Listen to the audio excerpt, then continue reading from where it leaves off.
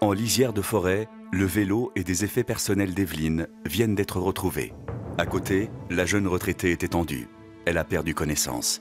Pourquoi Evelyne a-t-elle été agressée? A-t-elle fait une mauvaise rencontre? Ou quelqu'un de son entourage avait-il des raisons de s'en prendre à elle?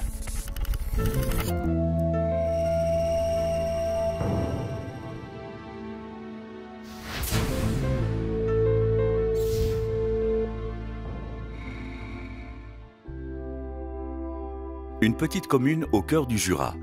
C'est ici que tout a commencé il y a 6 mois, par un vendredi de printemps un peu particulier pour Evelyne. Elle vient en effet de fêter avec ses collègues son départ en retraite. Après 40 ans de bons et loyaux services comme assistante sociale, une autre vie débute pour cette énergique bout de femme, non sans appréhension. Bonjour ma chérie, je t'ai préparé une petite fête pour ta retraite. Et qu'est-ce que c'est que cette tête-là? Je vois bien qu'il y a quelque chose qui va pas. Qu'est-ce que je vais faire maintenant? Tu te rends compte? Toute ma vie, je me suis occupée des autres, couru partout. Je me sentais utile. Je me pensais indispensable. Et maintenant, j'ai l'impression d'un grand vide. Et tu sais qu'il n'y a pas que le travail dans la vie. Profite de tes vacances, tu les as bien méritées. Viens. Evelyne avait toujours été une accro du boulot.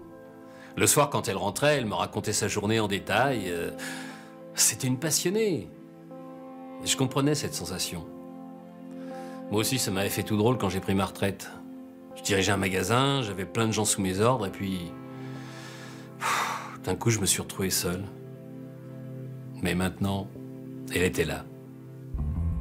Si Evelyne est angoissée à l'idée de ne plus travailler, Eugène, lui, attendait ce moment avec impatience. Tous les deux sont à présent à la retraite. Surprise! Eugène compte bien en profiter. Qu'est-ce que c'est que ça? J'espère que tu n'as pas fait de folie. On a toujours rêvé d'aller à Rome. Tu as toujours rêvé d'aller à Rome. J'espère que tu peux te faire rembourser. Oui, mais pourquoi? Tu n'as plus d'excuses pour ne pas partir. On a fini de payer la maison, tu peux plus dire il y a les enfants, ou je vais rester chez moi me reposer, ou il y a le travail, il faut qu'ils puissent me joindre. Tu peux plus me dire non. C'est tout toi. Tu dépenses et moi derrière, je dois faire les comptes. Tous les mois, je rame. Si tu veux pas y aller, moi j'irai. Non, Eugène.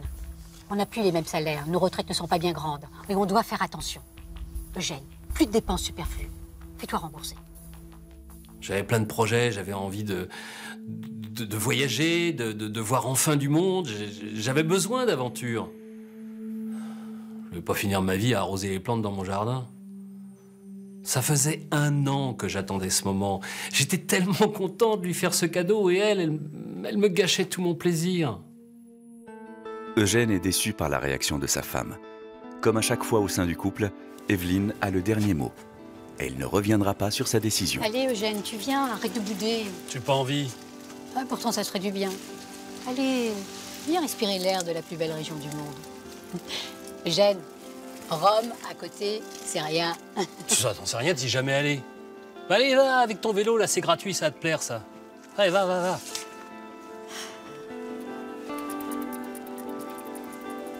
Hors de question de partir à Rome. Mais Evelyne va très vite trouver de quoi occuper ses journées. Partie se balader en vélo, elle fait une rencontre qui va changer le cours de sa vie. Qu'est-ce que vous faites? Bonjour, madame. Bonjour. Vous allez faire des travaux, comment ça? Vous n'avez pas d'autorisation pour construire ici? Bah si, je vais y faire une magnifique résidence. Voilà. Cet homme Oui, ici. au costume impeccable, c'est Sébastien. Il est promoteur et tient autour de cet étang un projet immobilier colossal, le projet de sa vie. Une nouvelle qu'Evelyne, attachée plus que personne à sa région, prend comme un drame. Vous n'allez pas faire ça quand même. Si, les travaux commencent bientôt. Mais vous allez tout salir. Je vous laisserai pas faire ça. Je vois, madame est une écologiste. Jamais. Vous entendez? Vous ne construirez pas ici. J'ai des relations, vous savez. J'ai travaillé toute ma vie avec toutes les administrations de la région. Je sais comment vous faire tomber. Vous voyez le terrain de motocross? hein, qui nous ennuyait avec son bruit, eh bien, j'ai réussi à le faire fermer. Allez, riez! Encore une. J'avais déjà eu droit à mon lot de mécontents. J'avais eu une pétition de quelques habitants, mais celle-là, avec son look de 68arde, je sentais bien qu'elle allait pas me lâcher.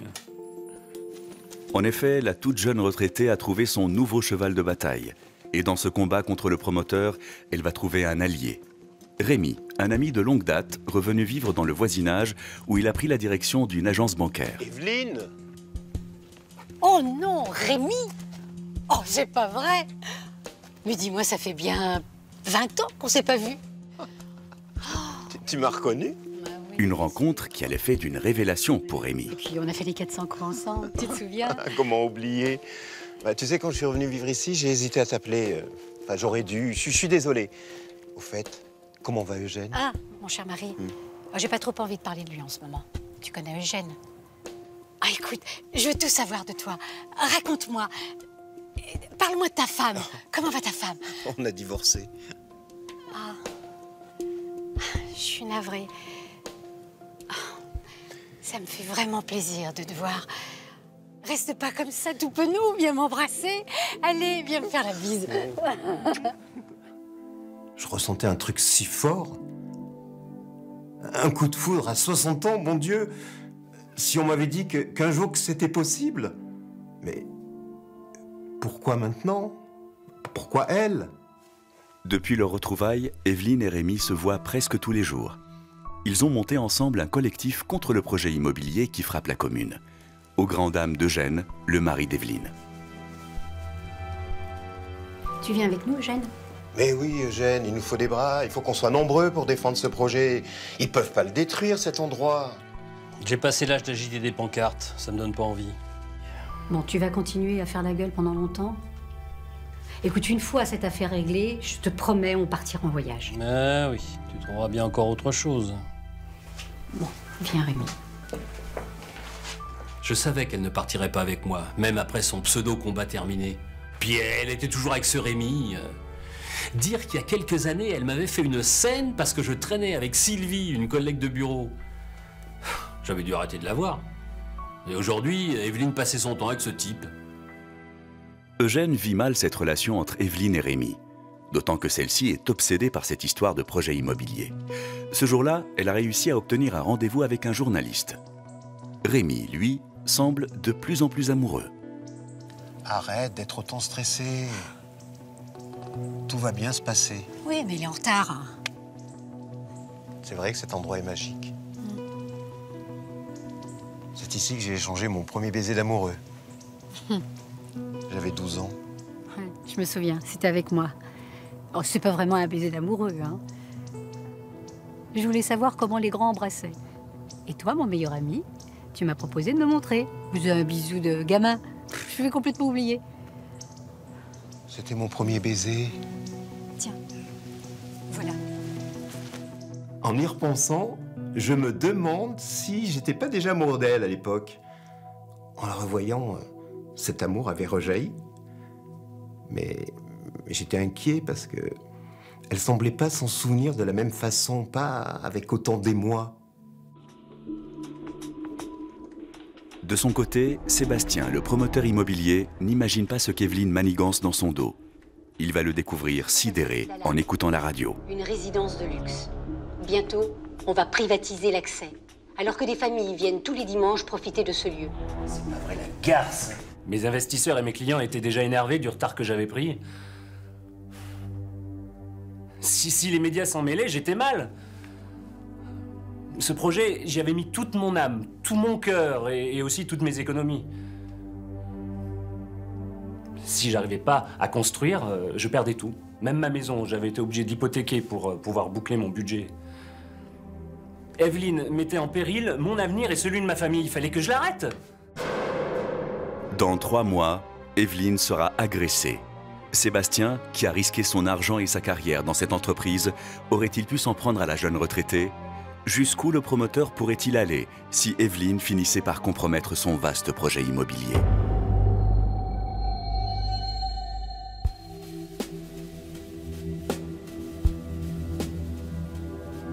Eugène, lui, a la mine des mauvais jours. Il ne supporte plus de voir sa femme passer ses journées avec Rémi. Il se sent complètement délaissé. Ce soir, on pourrait sortir, on pourrait aller au cinéma. T'es comme un disquerie, tout le temps avec ta flaque. Mon étang. Je veux qu'on fasse quelque chose ensemble, bon sang, juste une fois. Je suis prise. Je dois distribuer des prospectus avec Rémi. Encore lui. Non mais arrête de te comporter comme une gamine, Evelyne, t'as 60 ans. Tu cherches quoi? Ta jeunesse en fricotant avec Rémi? Je n'en pouvais plus. Rémi par-ci, Rémi par-là, et Rémi il est génial, il se donne. Et Rémi, tu te rends compte, il a mis de sa poche pour payer les prospectus. Moi, le Rémi, j'en pouvais plus le supporter. Il me sortait par les trous de nez. Et cet étant encore plus. C'était moi, son mari, c'était moi qui devais être le centre de sa vie. Pas une grosse flaque d'eau vaseuse et un vieux banquier sans famille. Fallait qu'il arrête de lui tourner autour. C'était ma femme. La colère de son mari, sur le fond, Evelyne la comprend. Ces derniers temps, elle a eu tendance à le négliger. Alors pour une fois, elle va lui consacrer sa journée. Bon, on va aller au cinéma. C'est vrai? Oui. Je vais laisser un message à Rémi. Il distribuera les prospectus tout seul pour une fois. Et pour Rome? On ira, c'est promis.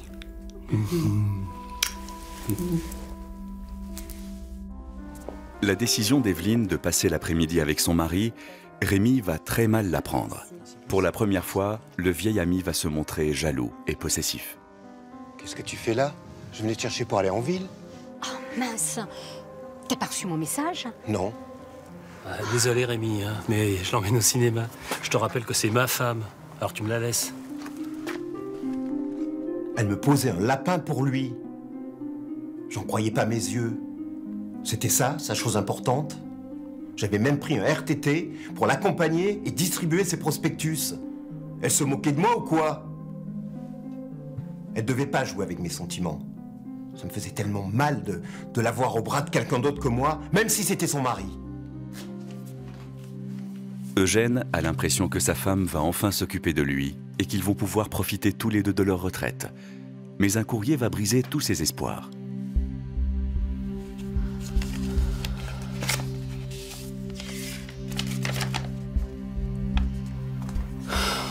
Ma chère Evelyne, cela fait des mois que je me demande comment t'avouer mes sentiments. Je n'arrête pas de penser à ce baiser au bord de l'étang. Ça a été pour moi la plus belle chose qui soit, j'aimerais t'en offrir tant d'autres. Rémi. Je le savais. Elle allait me quitter pour ce type, c'était sûr. Alors que moi, il y a 20 ans, j'avais dû choisir entre Sylvie, une collègue de travail, et Evelyne. J'avais choisi ma femme pour ne pas briser ma famille. Je m'étais dit que c'était peut-être la crise de la quarantaine qui m'avait poussé dans ses bras. J'aurais peut-être dû tenter quelque chose avec ma maîtresse, finalement. Qui sait? J'aurais peut-être pu avoir une belle vie et une belle retraite avec elle. Evelyne m'avait obligé à sacrifier cette histoire pour elle et maintenant elle allait m'abandonner. Et je ne supportais pas cette idée. Dans une semaine, Evelyne sera retrouvée inconsciente près de son vélo. Eugène, jaloux et angoissé à l'idée de voir sa femme le quitter, pourrait-il être à l'origine de cette agression?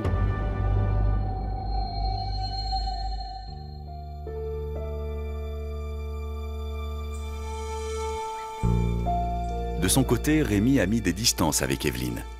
Craignant qu'elle ne joue avec ses sentiments, il est resté près d'une semaine sans lui donner de nouvelles. Mais Evelyne va trouver les mots justes pour le rassurer. Tu boudes? L'autre jour, tu m'as posé un lapin. Alors, excuse-moi de ne pas répondre à tes coups de fil. Et puis, Eugène, il a été odieux. Tu n'as rien dit. Je suis désolée, Rémi. Moi, j'aime pas te savoir fâché. Je tiens beaucoup à toi, tu le sais.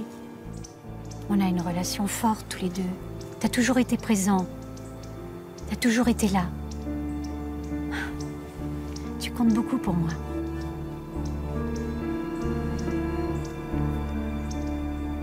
Elle me parlait pas de la lettre.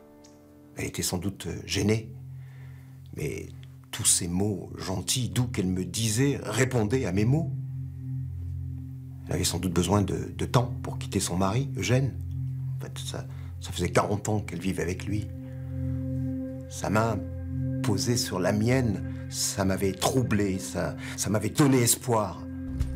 Désormais convaincu qu'Evelyne est secrètement amoureuse de lui, Rémi est prêt à tout pour lui prouver la force de ses sentiments, y compris à se mettre en grand danger dans son travail, en dérobant des documents très confidentiels. Rémi, écoute, si Eugène te voit ici, il veut plus que tu viennes à la maison. Remarque, ça se comprend. Je suis pas venu pour lui. J'ai une surprise pour toi. Oui.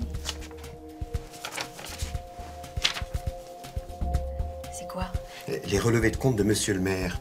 Il est client chez moi. J'y ai jeté un petit coup d'œil. Je trouvais étrange qu'il signe ce permis de construire pour ce projet immobilier. J'ai compris pourquoi. Il a signé de grosses sommes d'argent. Et devine de qui il les a reçus? Du promoteur immobilier, Sébastien. Exactement. Bravo, mon Rémi, t'es le plus fort. Avec ça, on va l'arrêter, ce projet. Bravo. Ses yeux pétillaient. Elle était à mon cou. J'étais heureux, fier. Elle avait fait le bon choix. J'étais l'homme qu'il lui fallait. C'est pas Eugène qui aurait fait ça pour elle. Avec ce document, Evelyne tient la preuve que Sébastien a monnayé son permis de construire en versant des commissions au maire de la commune. Ça y est, elle va pouvoir faire tomber le promoteur immobilier. Vous allez pouvoir dire adieu à votre résidence de luxe. Je vous prie de sortir. Vous allez même faire un petit tour en prison. Je vous avais prévenu, je ne me laisserai pas faire. Comment ça? Vous avez versé des pots de vin. J'en ai la preuve.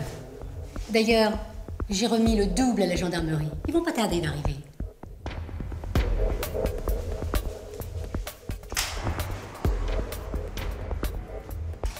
Je savais que cette femme allait me causer des ennuis, mais à ce point.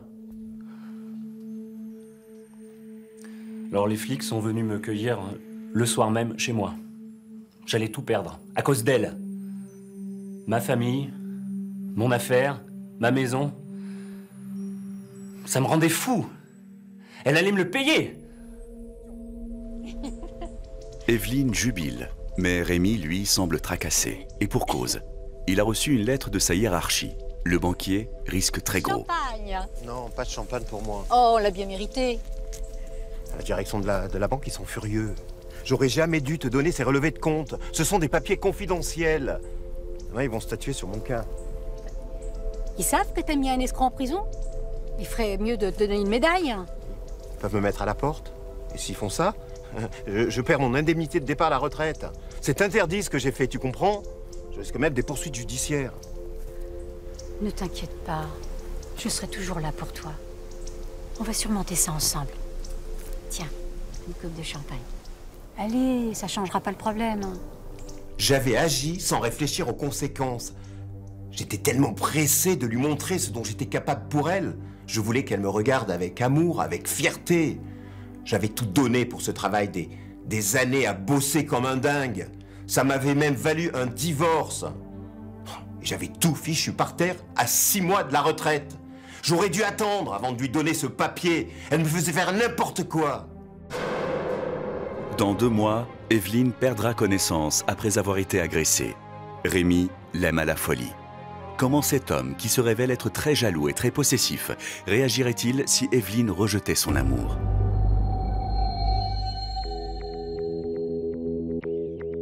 Le lendemain, Sébastien est sorti de garde à vue. Mais le promoteur risque de tout perdre. La chemise débraillée, l'air hagard, il se rue sur Evelyne. Vous êtes contente? Ma femme est partie avec mes enfants à cause de vous. Vous m'avez déshonoré à ses yeux. Je ne vous pardonnerai jamais. Tu vas me le payer. J'avais été menotté devant mes enfants. Je n'avais jamais eu aussi honte de toute ma vie. Après des heures de garde à vue, mon avocat a réussi à me faire sortir. Mais mes enfants, je n'allais plus les voir. Ce projet, je l'avais fait pour eux, pour leur avenir. Quelle image ils avaient de moi maintenant? Et c'était elle la fautive. Regarde bien derrière toi. Fais bien gaffe parce que je serai là.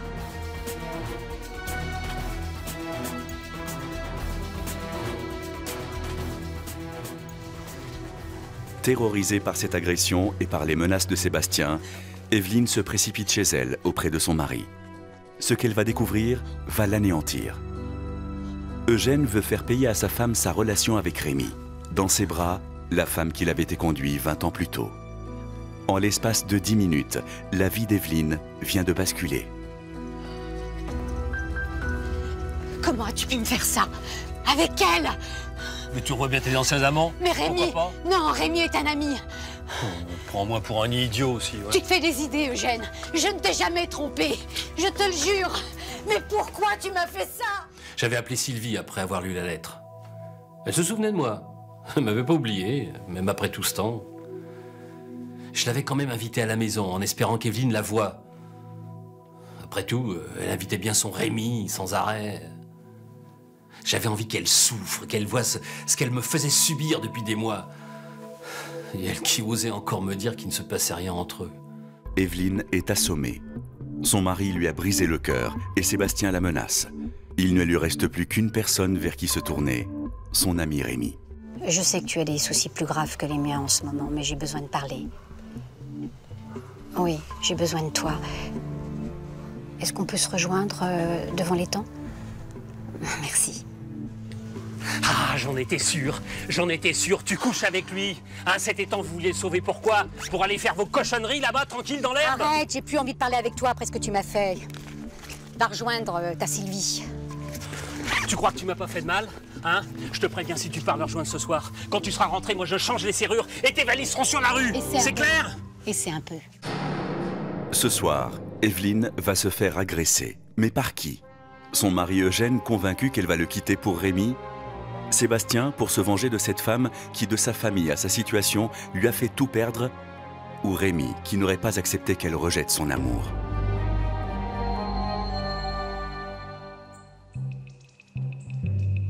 Evelyne est soulagée de retrouver son ami. Rémi est le seul qui puisse aujourd'hui la réconforter. Seulement voilà, Rémi n'attend pas forcément les mêmes choses de ce rendez-vous. Si tu savais, Rémi, ma vie... Et la mienne. Tu me demandes même pas comment s'est passé mon rendez-vous à la banque. Oui, et alors? Ils m'ont viré. J'ai dû faire mes cartons et sortir sur le champ, devant tout le monde. C'était humiliant, très humiliant. Tu veux que je te dise? Je m'en fiche. Parce que j'ai fait ça pour toi. Pour nous. Evelyne. Tu n'as jamais répondu à ma lettre. J'ai besoin de te l'entendre dire. J'ai besoin d'entendre que tu m'aimes. Mais quelle lettre? Ben, la lettre! Mais j'ai jamais reçu cette lettre de ta part. Je comprenais pas. Je croyais qu'elle l'avait lue. Cette lettre était à son nom. Il n'y a qu'elle qui pouvait la lire. Je pouvais pas imaginer quelqu'un d'autre lire ces mots. Des mots si personnels, si intimes. Evelyne comprend tout. Le mal-être de son mari, cette Sylvie qui a subitement refait surface. Eugène a lu la lettre de Rémi. Evelyne se sent coupable. Pour Rémi, c'est le grand moment de vérité. Mon Dieu, Eugène, il a cru que je t'aimais, que je le trompais. Et s'il a fait toutes ces horreurs, c'est parce qu'il était malheureux. Il faut que j'aille le voir, il faut que je lui dise. Que tu lui dises qu'on s'aime. Oui, on peut pas laisser les choses comme ça.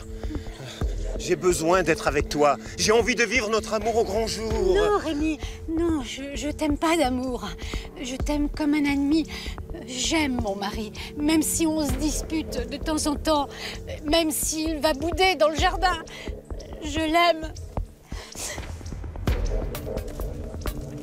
Rémi ne peut supporter ce qu'il vient d'entendre.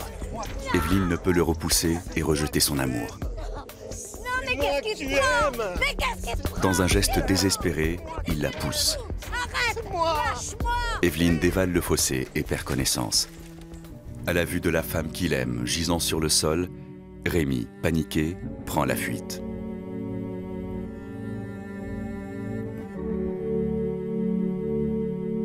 On était faits l'un pour l'autre. Je voulais que l'on s'embrasse, comme il y a 50 ans au bord de cet étang. Je pensais qu'avec ce baiser, elle se serait rendue compte qu'on s'aimait. Elle n'a pas voulu. J'ai perdu le contrôle. Qu'est-ce que j'avais fait? Evelyne, l'amour de ma vie. Heureusement, Evelyne est encore en vie. Ne voyant pas sa femme revenir, c'est Eugène, parti à sa recherche près de l'étang, qui va la retrouver inconsciente et appeler les secours. Evelyne! Evelyne! Ma chérie! Ah, mon amour! Ah, je l'ai retrouvée! Quand j'ai appris pour l'accident, je me suis dit qu'elle méritait bien ça. Elle avait qu'à pafouiner partout. Et puis, avec le temps, j'ai arrêté de lui en vouloir. Si j'étais en prison, je pouvais m'en prendre qu'à moi. On avait sans doute besoin d'une telle épreuve pour comprendre combien on tenait l'un à l'autre. On s'est fait du mal bêtement. Mais quand on a vécu 40 ans avec quelqu'un...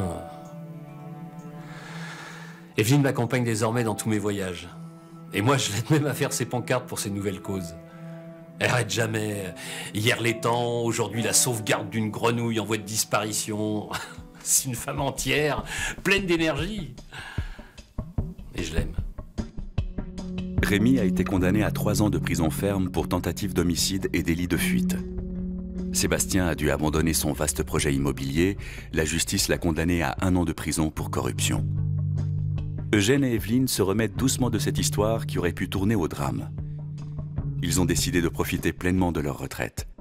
Dans quelques jours, ils s'envoleront pour Rome pour passer une semaine en amoureux.